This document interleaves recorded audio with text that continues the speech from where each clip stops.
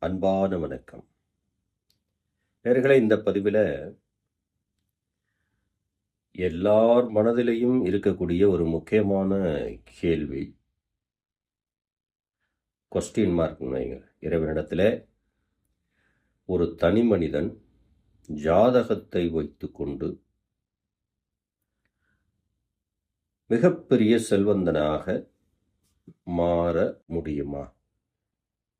அதற்கு ஜாதகத்தில் வழி இருக்கிறதா அப்படின்னு என்னை பார்க்கக்கூடியவா அநேகம் பேர் கேட்கறது இதைத்தான்.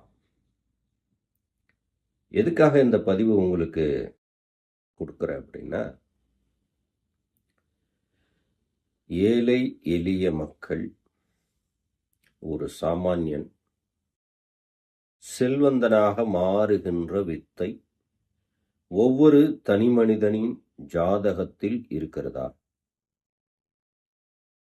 நிச்சயமாக இருக்கிறது அன்பு நேயர்களே.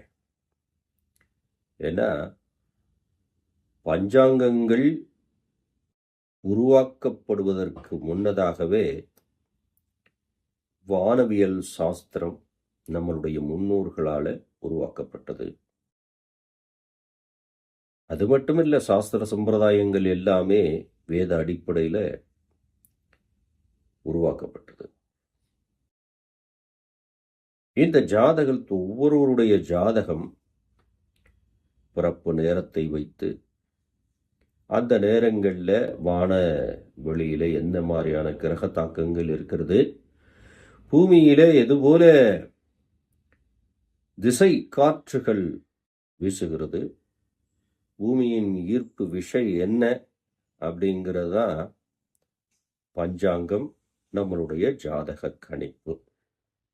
இதை பார்க்கக்கூடிய அத்தனை நல்ல உள்ளங்களுக்கும் ஒன்றை சொல்லுகின்றேன். இந்த ஆச்சாரியார் ஆண் பெண் இருபாலரும் தெரிந்து கொள்ளலாம்.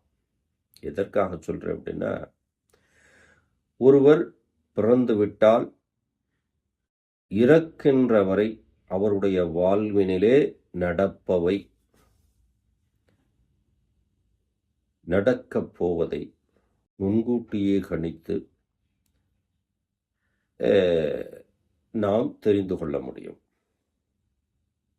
ஆனா, நாளைக்கு என்ன நடக்க வேண்டும் அப்படின்னு முடிவெடுக்கிறது உங்களுடைய ஒவ்வொருத்தர் கையிலையும் இருக்கிறது.